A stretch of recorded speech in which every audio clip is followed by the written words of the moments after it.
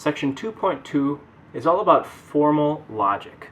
Now, formal logic, the building blocks of formal logic are statements that have truth values, either true or false, definitively true or definitively false. Here's an example. Let's call it statement P. Statement P says the English alphabet has 26 letters. Now that, of course, is a true statement. Can't spell, apparently. True. Okay. Here's another example. Statement Q, there are 30 days in February. Well, that's not true. There are 28 days in February, except in leap year, when there are 29.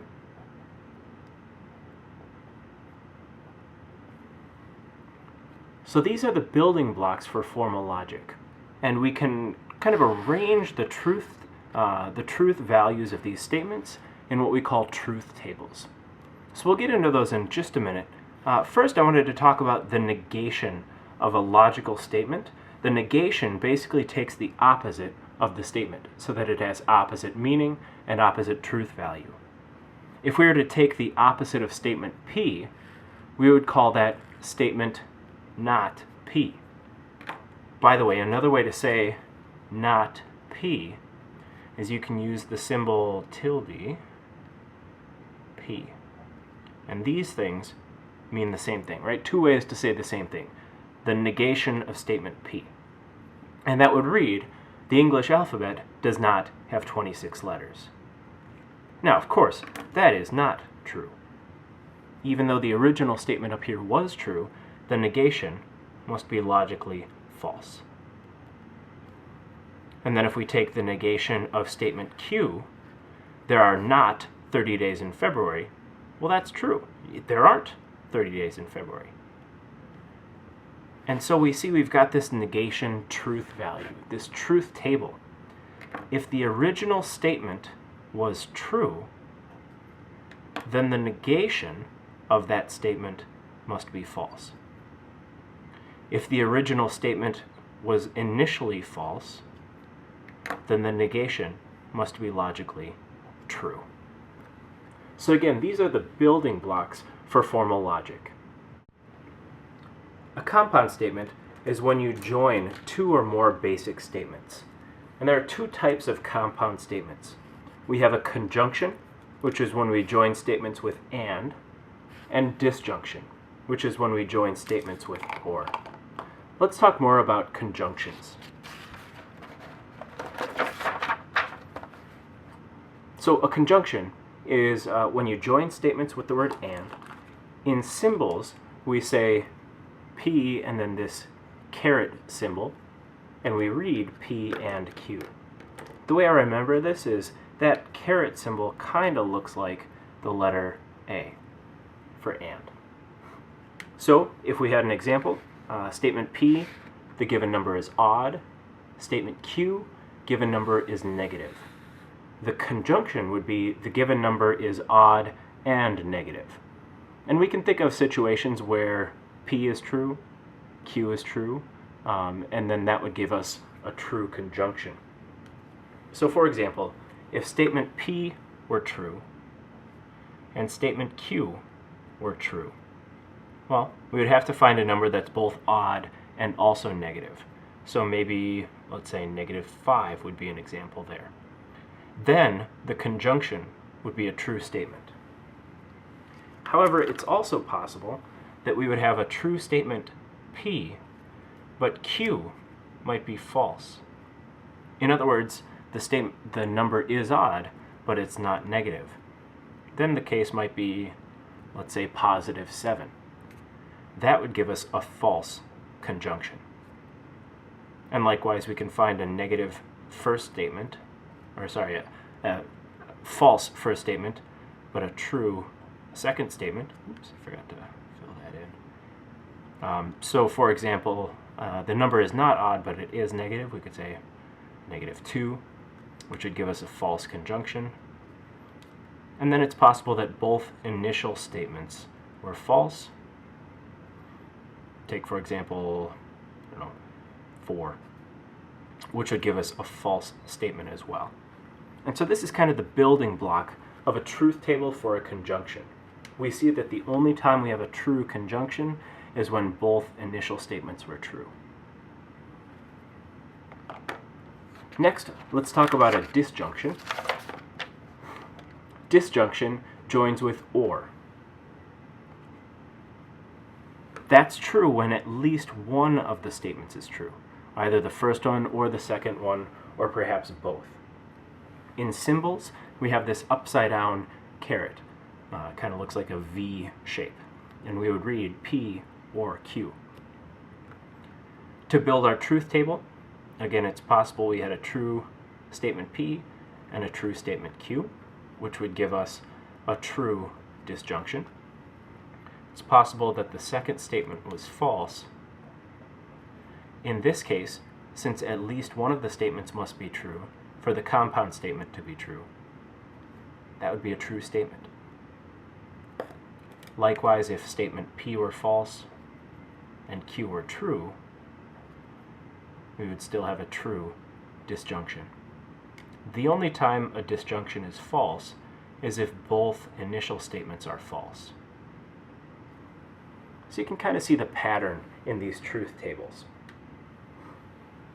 So as an example, if I asked to build a truth table for this following statement, not A or B, I would first start by building a column of my initial statements, statement A and statement B.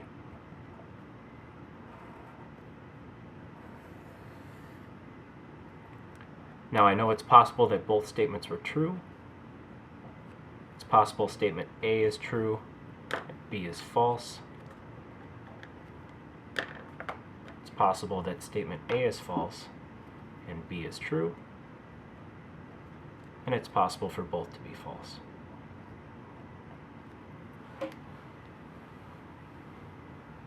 Next, we see we're using the negation of A. So in the next column, I'll take the opposite of statement A. And then to fill that in, all I need to do is check statement A, and wherever it's true, that statement negation becomes false. True becomes false. False becomes true. False becomes true. And then lastly, I'll bring those two statements together with an or. So not A or B. And remember, in order for the disjunction to be true, either statement can be true. So now I'm looking at not A or B. Here I have a true and a false, which makes a true statement. Next I have a false and a false. And so that would be false as well. True and a true, true and a true, true and true. Let's try a more advanced example here. Here we have A or, and then B and not C. So we have three initial statements to begin. We have statement A, I'll start over here, A, statement B, and statement C.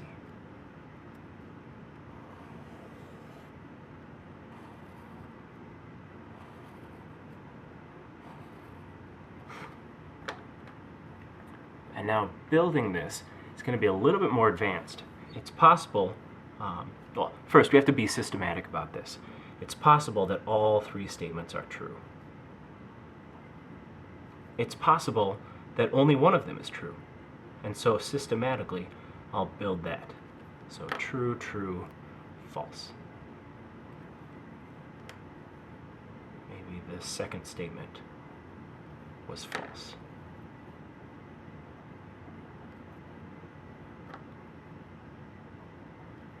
So the way that I choose to organize these is these first four combinations are all possibilities where A is true.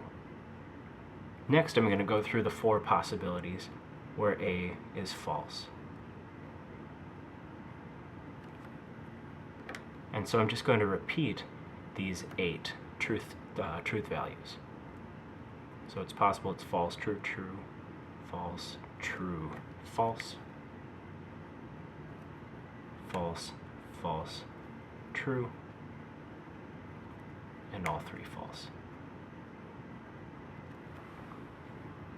So that's the initial setup. And now, just like parentheses when using order of operations, I'm going to build this inner statement first. So I see I need the negation of C. And so I'll just look back to the previous column. Here I see true, false, true, false, true, false. So I'll just take the opposite of that. False.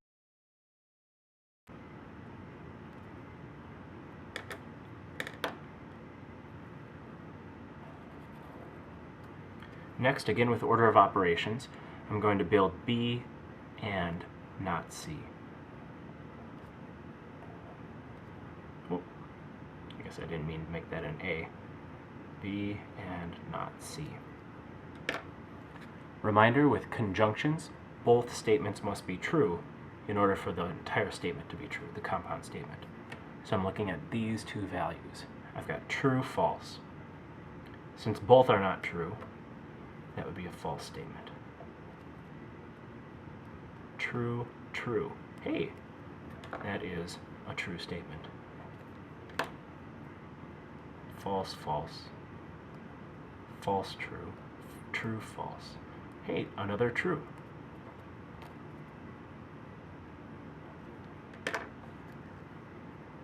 Just kind of work backwards here. And then false, false. False, true.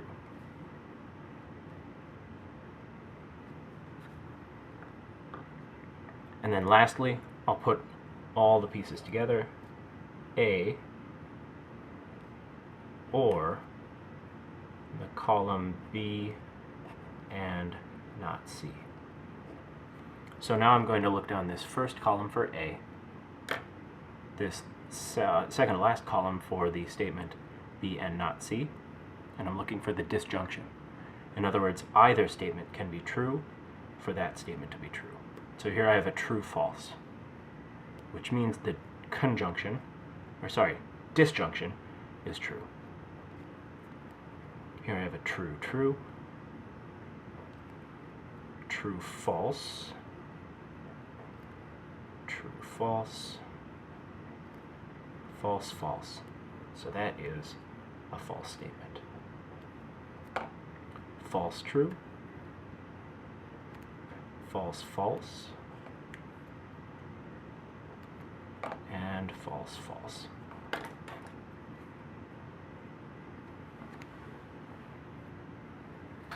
There we go.